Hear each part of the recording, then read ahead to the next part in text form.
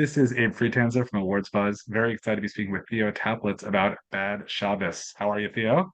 I'm good. How about you? Good. Was this film your first Shabbat dinner?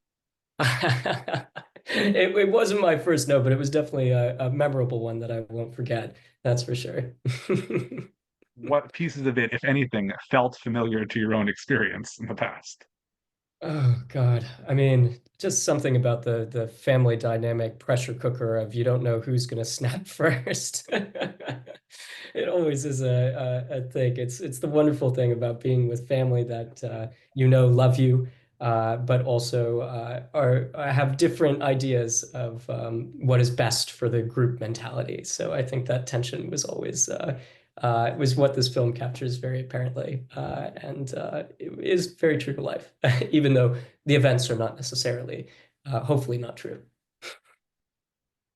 I think everybody's going through something, has their own kind of thing. And while your character is the youngest, I don't think he's necessarily the most immature in certain ways.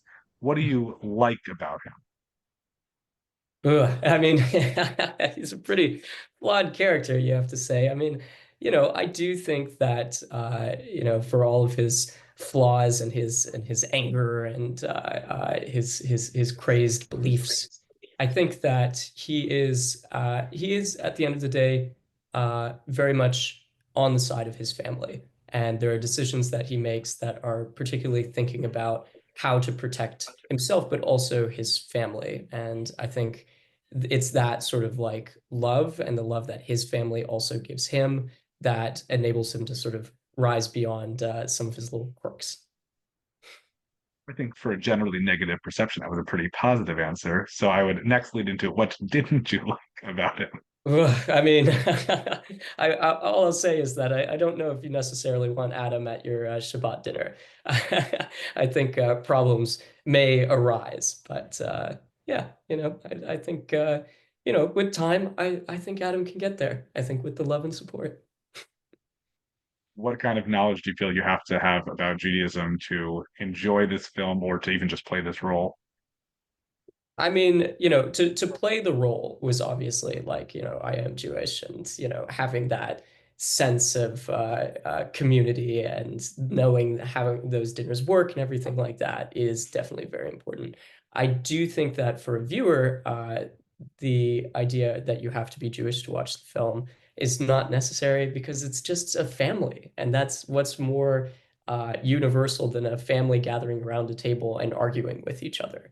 I think there's something really beautiful about it and something that everyone can relate to in their own funny and sad and horrifying ways.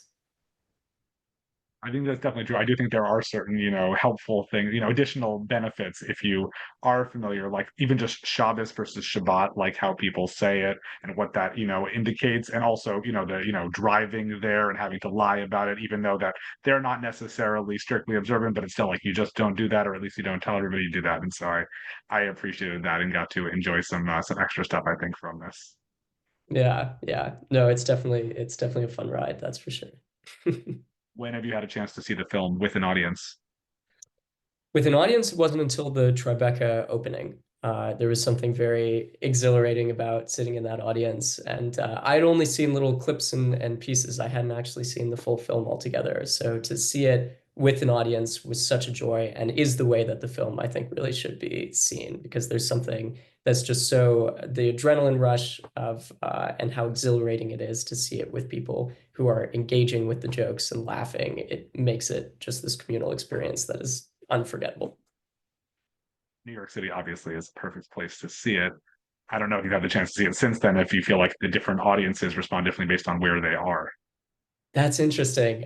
So I've seen it in New York and I've seen it little coming in and out for Atlanta. Um, and I had some family in San Francisco who watched it out there.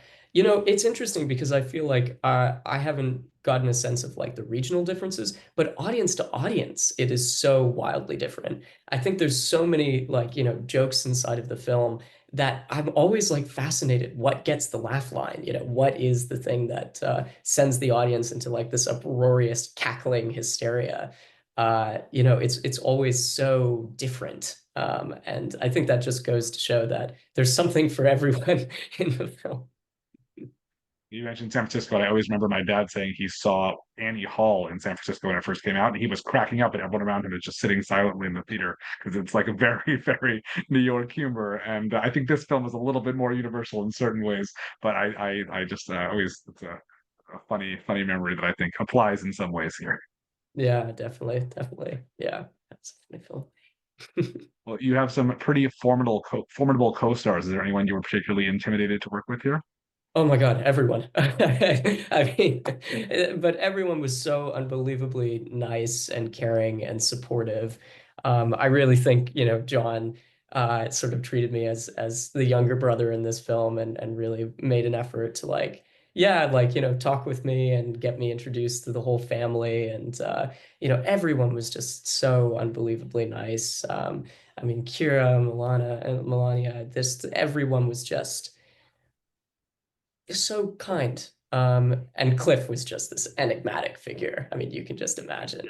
Yeah, I'm just so grateful to have been a part of it. So grateful. Well, I spoke to Megan Leathers and I said, I'm sure you guys were making each other laugh. Who was the, biggest interrupter of scenes by breaking? She said herself. Would you agree with that? Megan was great. I never noticed when Megan broke or anything like that. I just think that's so funny. I do have to say that it's like a high pressure cooker because the whole cast is so talented and their comedic timing is just so good. And their improv skills are so good that you never exactly know what you're going to get. So I think I did have that worry where it was like, you can't break, you can't do it, can't do it. So I think that, was maybe a more universal feeling than I realized with the other cast members.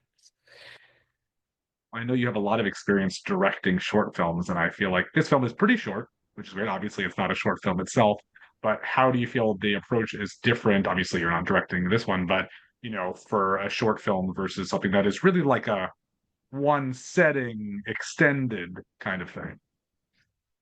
Yeah, I think that how would you say it was really cool to see it from Daniel's perspective, the way that he was working with that singular space and the amount of, like the importance of the coverage and moving and like reinventing the space in all these different ways.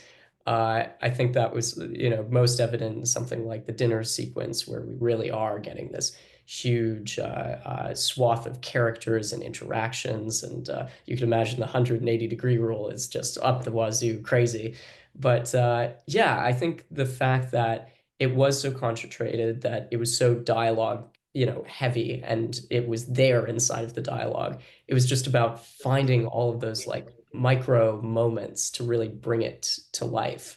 And I think those micro moments just make it speed together with a propulsion that gets you to the end, which is, and it feels like it flies by. What's next for you, either behind of or in front of the camera? Well, I'm just graduating college right now. So I'm finishing with a creative writing and English degree. And my hope is to continue acting and continue writing and sort of see what the world has for me. What have you seen recently, either film or TV, that's really sticking with you as particularly impressive? Oh boy.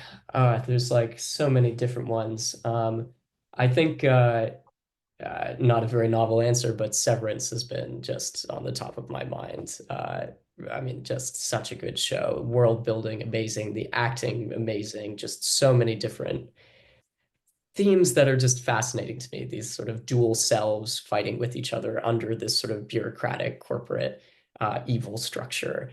And the religiosity of it that's coming into this new season. Yeah, huge fan. Awesome. Well, congratulations on your graduation and best of luck to you in the future. Amazing. Thank you so much. Appreciate talking.